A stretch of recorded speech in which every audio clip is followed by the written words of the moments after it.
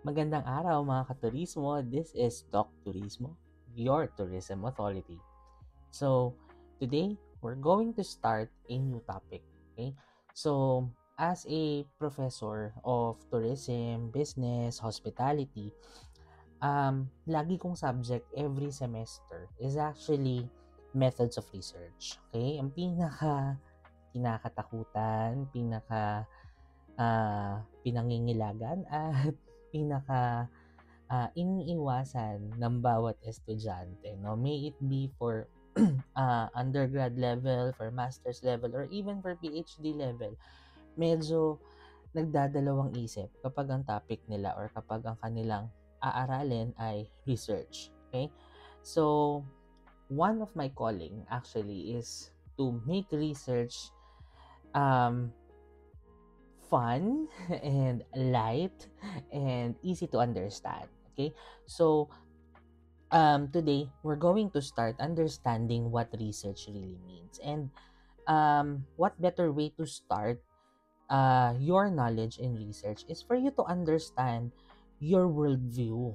Okay, yung inyo pong paradigm o yung inyo pong paniniwala patungkol sa research. Okay, so yung iba sa inyo naniniwala might be na isa lang ang realidad o multiples ang reality, o lahat ng tanong pwedeng sagutin, o lahat ng tanong ay hindi naman dapat sinasagot, or may mangilan-ngilang tanong na kayang sagutin through this method or through this method or whatsoever.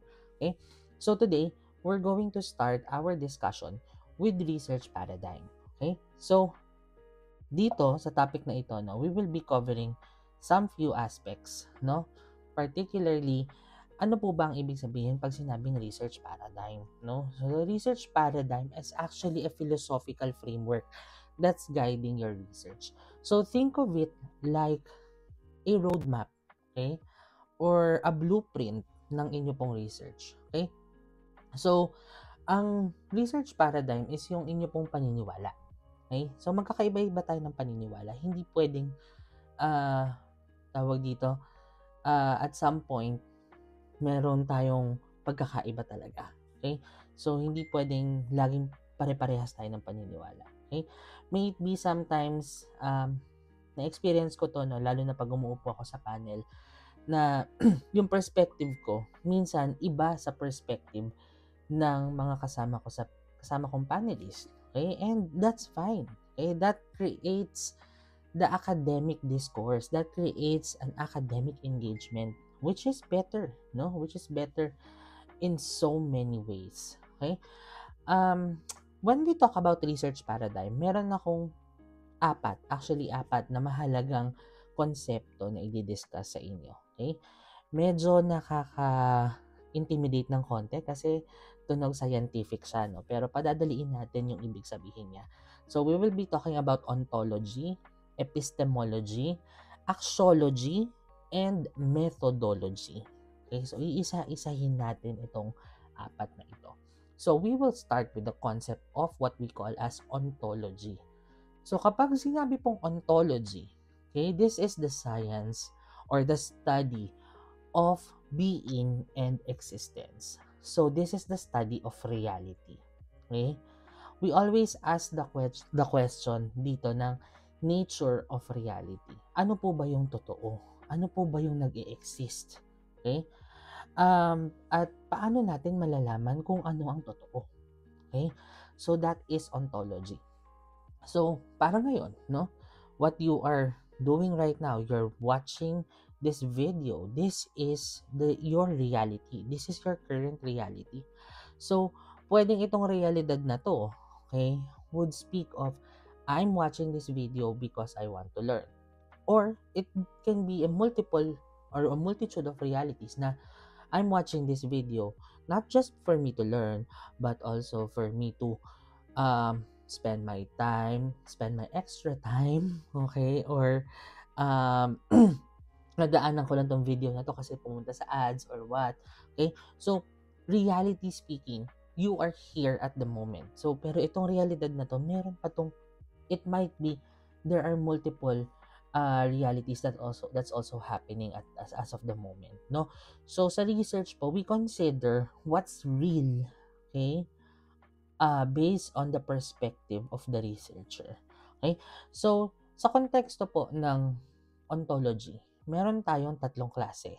Okay? Meron tayong tinatawag na mga realist, relativist, at pragmatist. So, yung mga realist po, they always believe or they always assume na meron lang pong isang objective reality na nag-exist na independent sa bawat researcher. Okay? So, let's say for instance, ito yung mga tao na naniniwala na isang pamamaraan lang ang pag-measure ng satisfaction, which is to use yung satisfaction survey na scale. Okay? That can be a realist ontological standpoint. No? Relativist, on the other hand, they talk about multiple or they always assume multiple realities. Okay? So, it looks at how reality is being conceived or constructed within an individual space or within a social group. Okay? So, kanina, kunwari, we're talking about satisfaction. Okay? Si realist, ang paniniwala niya, isang way lang ang pag-measure nito, or we can only measure the satisfaction of a client through numbers, through a certain scale. Yung mga relativist, ang paniniwala naman nila when it comes to experience and satisfaction, let's go for satisfaction first. For satisfaction is beyond the numbers, there is a reasoning on why they have put it as, let's say, 3, 4, or 5. You know? So, halimbawa, ang scale ay 1 to 5, 5 being the highest. There's a reason behind why they put 4, 5, or 1, or 2 in that scale. So, we try to get that concept from words, okay, from different constructs, from different themes. So, that's how relativist ontological standpoint means. So, ibig sabihin, hindi lahat ng sumagot ng 5 ay lahat sila ay overly satisfied sa isang bagay. Okay? There might be, they said it's 5 because it might be within the score of 99 to 100, no? So, let's say, yung iba doon talaga perfect para sa kanila yung satisfaction na yun. Yung iba naman, meron pang 1% na kulang. So, we want to dig deeper into that one. So, that's how relativism works, no? They try to look into narratives, okay? And pragmatic, okay? Pragmatic ontology or mga pragmatists natin, they focus on practical implications of different ontological positions. So, they believe on both single and multiple realities. It may coexist at the same time, or the single reality will produce multiple realities in the end, or the multiple realities will produce single reality in the end. Okay? So, they look at how realities are being practically used in a certain research. Okay? So that's how ontology works. Now, here are some examples of ontologies in business research. Okay? Particularly if you're a realist standpoint, you believe more on surveys to measure customer satisfaction, kaya yung example ko kanina. Relativists, on the other hand, they focus on interviews to understand how different cultures perceive a certain brand, or maybe to understand how different um, different gender identity would create narratives towards satisfaction of a brand. Okay? And yung mga pragmatic, they focus on mixing. Okay? Mixing both ways. They can do survey and then interview, or interview then survey, okay, to measure effectiveness of a marketing strategy, okay, and so on and so forth. Okay? So that's how ontology works. So to simplify it, ontology is basically the study of reality. Okay? Now, epistemology on the other hand. So, dun tayo sa second term, which is epistemology. If ontology focuses on the reality, ontology, on the other hand, focuses now on your knowledge. Okay? The study of knowledge and your justified belief. Okay? So, how we know what we know. Paano ba natin nakuha ang kaalaman na ating tinatamasa ngayon? Okay? So, there are different ways of knowing things. Okay? It might be knowing through intuition. Okay? Ika nga natin, di ba, yung mga babae may mga kutob. Okay? Ang mga hunch nila. Yan. Okay? You can get knowledge from initial inquisitive hunch. Okay? Through authority, through someone like a professor. Okay? You get knowledge from classroom setting. Okay? Empiricism. Okay? Meaning, you get knowledge from actual facts that you have read. Okay? Might be from the internet or from the books that has been published. Rationalism. Okay? We know things because we try to explain things. Okay? Parang kumbaga, madilim ngayon. Okay? Makulimlim ngayon. So, dahil makulimlim ngayon, malamang uulan. Okay? That's how rationalism works. And lastly is through revelation. Okay? Parang yung mga, ano to, no? Yung mga secrets, no? From being unknown to being revealed to the society.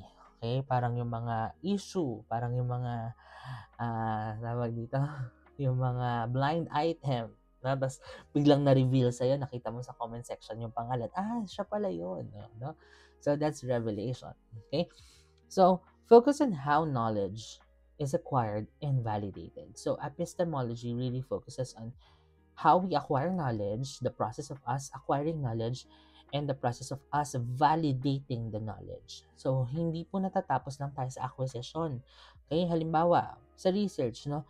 You don't just end things while on reading context or reading a certain research paper or a certain literature. You basically validate also the facts that you have read. So, let's say sinabi ni Policarpio 2024 na ang lahat ng estudyanteng lalaki ay pogi. Okay? At ang lahat ng estudyanteng babae ay magaganda. You have to validate that fact. Okay? You have to look for other similar sources na tinutukoy yung sinabi ni Policarpio. So that's how epistemological standpoint works. Okay? It's looking at how knowledge is being acquired and being validated. So the question that lies here is basically, what is knowledge and how is it different from our beliefs and our opinion? Okay? Sometimes beliefs and opinion are the foundation of knowledge, but it's not always that thing. So minsan yung paniniwala natin ay taliwas sa katotohanan o taliwas sa dapat nating matutunan. Okay? So, parang sa research, di ba? Taliwas yung paniniwala ninyo na, ang hirap ng research. Yun naman pala, ang dali lang naman pala niya, kaya pala natin itong gawin. No? So, we have to understand first your epistemological standpoint. Ngayon, kung kanina sa ontology, pinag-aralan natin yung realist, relativist, at saka yung pragmatic, no? So, sa epistemology, may tatlo rin tayo na klaseng epistemologies, no? Positivist, interpretivist, at pragmatist. So, nakakombine yan pareho. Okay? So, kung realist ka, most of the time, you are also a positivist. Okay? Because you believe in numbers. You believe in hard facts. Okay? Na kapag sinabi na 10% of the Filipinos are now experiencing economic turmoils. So, naniniwala ka na ito ay 10% ng 117 million ay nakaka-experience noon. So, 17 million nakaka-experience sa economic turmoils. Okay, kasi sinabi dun sa, yun yung hard fact. Okay? Interpretivist, on the other hand, they look at constructs, they look at the themes, they look at how things are being explained, and how informants are narrating their stories. Okay? They don't just look into the words, but they look also into the emotions of words. Kaya nga po, lagi ko rin sinasabi, no, lalo na sa mga students, na if you really want to do qualitative research, dapat medyo marites ka ng konti. Kasi hindi mo lang hinuhuli yung sinasabi, hinuhuli mo rin yung emosyon, hinuhuli mo rin yung pakiramdam, hinuhuli mo rin yung kwento sa tono, sa galaw ng katawan nung nagsasalita o nung ini-interview mo. So that's how interpretivist works. Okay? And then the last one is pragmatic. So kung pragmatic ka, pragmatist ka rin, no? So mixed method siya, combining both things. You believe in single reality and multiple reality, and you also believe in numbers and in words as part of your epistemological standpoint or how you gather knowledge. Okay? So, ayan, examples po natin, no? So, we have structured surveys for positivists, interpretivists, we do in-depth interviews. For pragmatic, we do combining surveys and interviews. Okay? Now, third concept is axiology. Axiology is really the study of your values and your judgment. Naniniwala naman tayo, no, siguro na bawat isang tao sa atin or bawat isa sa atin ay may kanya-kanyang set of values. Okay? Meron tayong kanya-kanyang set of judgments. Okay? Yung iba sa inyo, for sure, pag nakakita ng post sa social media, you try to give positive or negative comments to a person. That's basically part of your value system. So, it's just understanding what's good and what's bad. Okay? So, in business research, mahalaga rin po ang konsepto ng axiology. Kasi dito, makikita natin kung ano ba talaga ang purpose, bakit mo gustong aralin ng isang topic. Okay? Sometimes, our set of values are different from the set of values of other people. Okay? And it might question our ethical standpoints. Okay?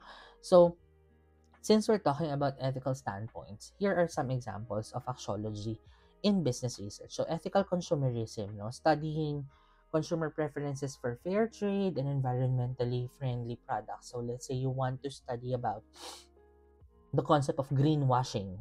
Okay? You know, when brands try to label themselves as eco-friendly brands, but then in the end, it's just a marketing ploy. Okay? Parang kumbaga, they would say we believe in sustainable living or sustainable accommodation or sustainable travel. Pero sa totoo, it's just a marketing statement para maniwala yung mga tao na conscious sa environment para mag-book or mag-avail ng service or ng product ninyo. Okay? Corporate social responsibility or CSRs. Okay? We can also investigate, let's say, the impact of CSR initiatives of a certain firm to the reputation of that brand. Let's say, you want to study how yung mga, let's say, feeding program or tree planting activities na ginagawa ng isang hotel ay nakakatulong ba yon sa branding nila? May impact ba sa branding nila yon? May mga nagpo-produce ba siya ng positive outcome doon sa brand kapag lagi sila nagko-conduct ng kanilang feeding program doon sa kanilang adapted community or naglalagay or nagse-set up ng tree planting activities sa mga kagubatan, no? May ba yan? Okay? Marketing ethics. So, examining the use of persuasive techniques in advertising and their impacts on consumer behavior. Okay? We can actually study yung mga tawag dito, example, yung mga concept of Boodle finds. Okay? Usang-uso yan ngayon, hashtag Boodle, di ba? Parang, nabudol ako ng ganito kasi bumili ako, akala ko maganda, yung pala hindi, di ba? Kasi ang ganda ng advertising ang ganda nung ads, ang galing nung pagkaka-market, ang galing nung pagkaka-promote ng brand. Pero pag bili mo parang ito na yung reality, expectation versus reality. You can actually do a study about it. Okay? And then business ethics and decision making. So analyzing ethical dilemmas faced by managers and their implications on stakeholders. So let's say a company suddenly tawag dito, reduce their employees, no? Anong ethical dilemma meron doon? Anong business implications ang meron doon? You can actually study about it. Okay? So that's axiology. At yung pang-apat na konsepto for today is the methodology. So the methodology is the study of how research should be conducted. Okay? So magkaiba po yung konsepto ng method at methodology. Okay? The method is actually the tools, okay, the techniques that you have to do. The methodology is the strategy. Okay? So since it becomes a science, ology na siya, may logy na siya, no? So, it becomes a science. So, it becomes a process. It becomes a strategy on how you will be conducting your studies. Okay? So, sa methodology po, nandito po nakapaloob ang inyo pong research philosophy, ang inyo pong approach, ang inyo pong design, ang methods, at ang tools na gagamitin ninyo sa pag-analyze ng data. So, consider the methodology as really your chapter 3. Okay? The chapter 3 of your research. Okay? So, the choice of methodology is always influenced by the three concepts that we have studied earlier, which is ontology, epistemology, and axiology. So, kung naniniwala ka na isa lang ang realidad, okay, at naniniwala ka na isa lang ang pamamaraan ng pagkuha ng kaalaman, at naniniwala ka na dapat maayos at maganda at ikakabuti ng society yung inyo pong research, then the methodology that you're actually looking at is quantitative. No? It focuses on descriptive quantitative. Okay? Which is founded on, let's say, social justice theory. Okay? Mga ganyang konsepto. So, like what I've said, magkaiba ang method at methodology. The method is the specific data collection and analysis technique. Methodology is the overall research strategy, as what I have mentioned. Okay? So, here are some methodologies that you can use in business research. So, you can do experiments. So, pag sinabing experiments, meron tayong isang variable na kinokontrol. Okay? So, example, pwede nating i-test. Kunwari, si product A, okay, binibenta siya kunwari ng, you want to test or understand how the market would react on, let's say, yung mga bagsak presyong sale, okay, na time limited, let's say within 1 hour lang na sale. So halimbawa, yung product is sold at 100 pesos, okay, and then for this hour from 12 to 1, ibabagsak yung presyo sa piso. So ano magiging effect niya? You can actually measure the effect, no? You can actually measure how this kind of promotion would impact the type of markets that you are serving. Dadami ba bigla? Dadagsa ba sila bigla? Or will it take more time for them to understand na, uy, may sale, and then tsaka sila pupunta? So, may mga considerations yon. So, that can become an experiment. Ethnographies, okay? We immerse on a certain culture or a certain group of people to understand their behavior. Surveys, this is the easiest and, should I say, most gas concept of research, no? When you distribute a survey questionnaire and you let your participants to answer. Okay? And case studies, you study one brand or one product line at you can understand their success factors or their limiting factors, okay, and try to solve or try to create a solution, no, centered type of research on a certain case.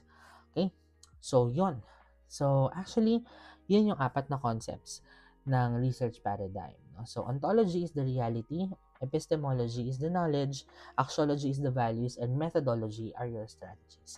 So yun po, pag pinasimplehan natin ang konsepto ng research paradigm. So, sa ngayon po, no, yun muna ang ating i-discuss. Pero marami pa tayong mga susunod na lectures pagdating sa konsepto ng research. So, maraming salamat po sa pagsama sa akin. Pagsama po sa akin ngayon sa aking short lecture na sana'y makatulong, no, sa mga estudyante, lalo na kung kayo ay nagre-research. Okay, sana ito ay maging gabay. And if you like this video, please do not forget to like, share, and subscribe para naman mas ma-achieve ko yung aking goal na ma-share ang aking kaalaman sa mas malaking audience. Okay, so beyond the four corners of the classroom, I always want to share my knowledge to a bigger audience. So, help me achieve that goal. Okay? So, again, maraming salamat. This has been Dr. Rizmo, your tourism authority.